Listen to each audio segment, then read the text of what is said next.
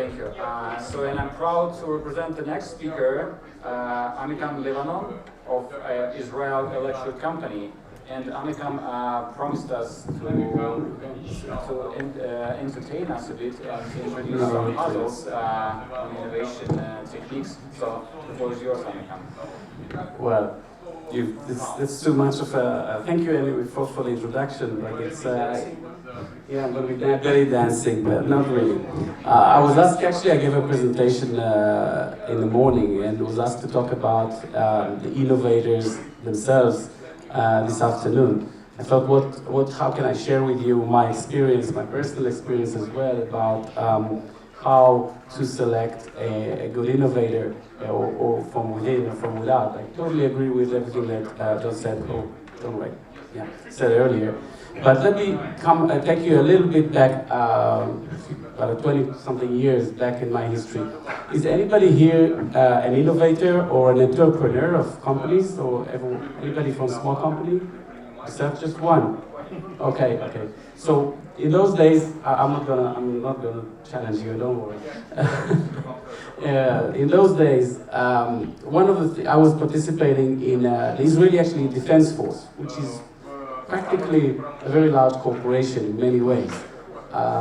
Wanted to start a program of young innovators, innovation officers, or whatever that means. And one of the challenges that they gave us when they tried to select people was something like, take something, this, for example, and write down or think about 5 applications for this device over here.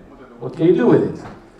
And then they would look at what different people write and think about and try to analyze it. Now, it wasn't about saying something right or saying something wrong. I mean, if you decide, if there were more people, I would make a kind of context, but I don't want to do it with one. But if someone said, oh, well, this is good compost, I would put that in the ground and it will maybe be good for it will decompose.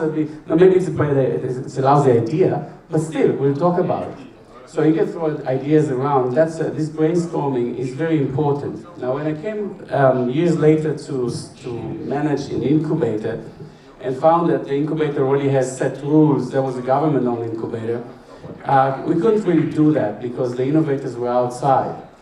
And later, when I came to manage the incubator of the Israeli Electric Corporation, which was just formed, I did ask, I wanted to see if there's any employees that will come up with ideas, and maybe we can start with some contests and maybe do this kind of ideas of let's do some brainstorming contest. It turns out that it's not possible. Well, it wasn't, let's say, well perceived.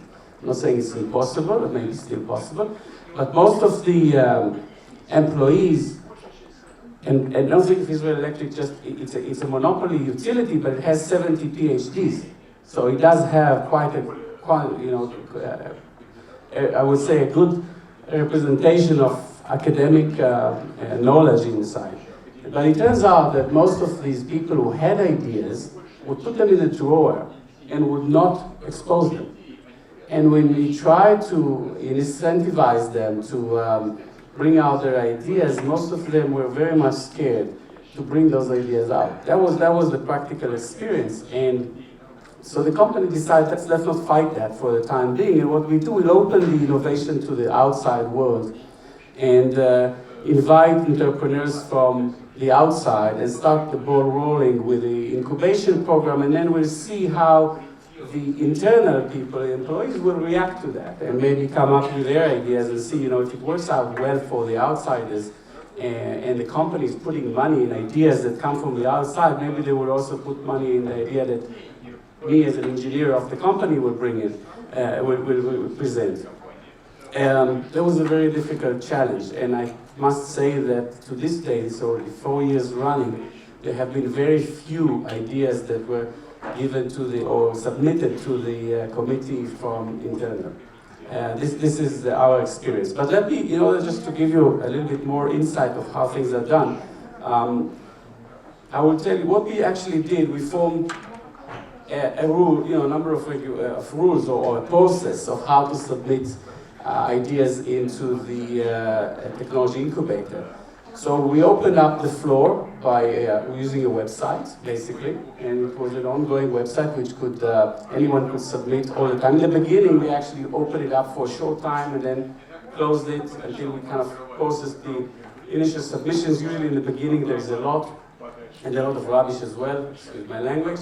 The 80-20 rule applies, which means more, I would say 80% of the submissions probably are not relevant. 5% or 10% of the submissions were just complaints about the corporate, not relevant at all for the incubation, and then the rest were analyzed. So they were analyzed by two committees. One was a technical committee to see if the technology is relevant for anything, that is anything that is aligned with the interests of the corporate. We gave ourselves the liberty not to analyze things that may be excellent but are not relevant for our interest, for the interest of the electricity company. And we did not, actually we did not give back the reasons for not selecting a company. Being a government-owned company, they decided it is much better not to give the reasons for not selecting a company because, you know, somebody may bring it up to the Prime Minister and say, hey, they didn't select my company, and that's not fair. So it's better, I mean, in this case, we're not able to give the excuses. Okay, so we have a technical committee, and that would, out of that, let's say approximately 100 submissions per year, about, let's say 10 to 15 companies went through the first committee, first process, and then we worked with them a little bit together. Actually, I used to help them to upgrade their business plan and their presentation towards the second committee, which was a business committee headed by the CEO of the utility company. So we had to bring top level because we had to bring attention. Even the CFO used to sit there from time to time, and other top officials of the company. And then the second presentation was all about, well, at least more focused about the business side of the project that is being submitted. Having gone through both committees, we start the process of negotiation, and with the companies, some of them fell there because they didn't accept the terms, or we could see during the negotiations that they're not really relevant for the program, and that can happen. But the terms of the program were relatively fixed. The amount was relatively fixed, the terms of the contract there was not much to negotiate about, but there were a few things. Just to give you a little bit of a feeling about it, here are examples of the companies that are in the technology incubator of the KARAT Innovation Program. This information is on the website. You can find more about each of the companies in there, so I'm not going to go into much details, but I'll select a few. Okay, the most advanced company is called Panoramic Power. When we selected them, we looked at the team, like basically saying to make sure that we look at the companies that have, okay, they went through the technical committee because they came up with an exciting sensor that was battery-less and could sense the amount of electricity on the wire without battery, good transmission qualities, small size, so the device looked great. They had ideas of software, and they had a relatively good idea of how they want to market the product. But the two things that I think tipped the balance there was that the entrepreneurs themselves, one was experienced, had at least 2 companies in the past, so there was one experienced entrepreneur and one younger entrepreneur that was actually the technical person that came with the idea. He came from nothing to do with electricity. He came from a communication company, and this combination of 2 very enthusiastic, passionate entrepreneurs with experience, but not understanding really the electricity market. That it didn't matter. It was good enough for us to give them a chance, and they did very well. Actually, the company's raised over $12 million from investors outside, and they're selling already. So this was one example. Another example I'll pick up is Bird Vision. Bird Vision is a unique company. It's not a typical VC company. One of the entrepreneurs was a biologist. He studied birds. All his life he studied birds. He knew everything you want to know about. He knows everything you want to know about birds. And the other guy came from the aircraft industries. This guy knew a lot about engineering, how to put a system together. And two guys came and said that we want to build a device that will scare the birds away from the electricity lines. Why? And because today they come and they nest on the poles of the electricity, the poles of the electricity system, the grid, and then they sometimes die there and they create shortcuts and things like that. So short circuits. So again, this was a weird one. Why? Because it's not a typical VC, but we had the problem. In the grid, we had the problem of birds. So people understood in the company the problem, and here was a potential solution. And there's two guys who are really fit for the problem. One understands everything about birds, the other guy is from aircraft industries together, so they make together, electronic warfare against birds. So that was like a very nice story. And we gave them a chance. Of course, nobody invested in them because it's not a typical VC company. But I must tell you, they already have, I don't know how many exactly, but they have many installations of systems in Israel and in the United States.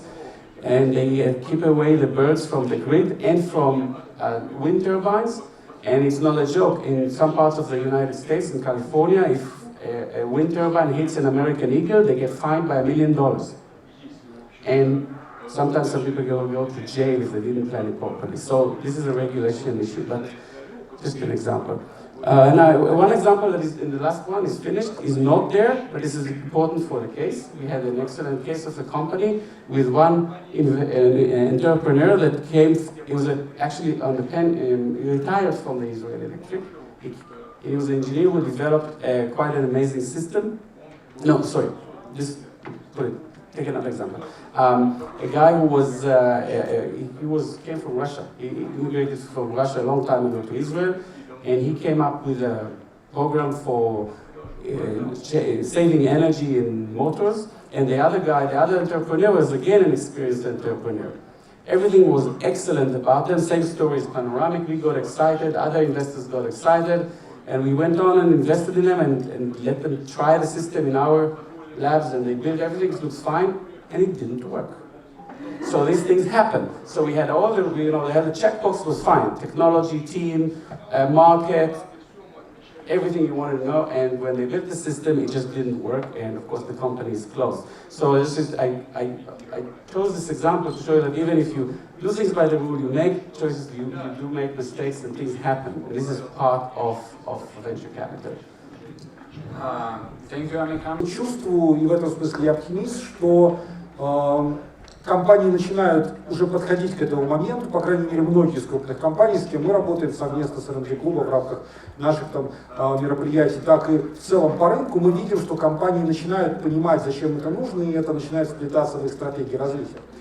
Если уже прибегать к той метафоре, о которой говорили, мы еще, конечно, не дошли до ситуации, что компании дружно подходят к краю скалы и начинают прыгать. Но мы уже как минимум, я думаю, с венчурными фондами, с институтами развития готовы утверждать, что что-то про летательные механизмы мы уже понимаем.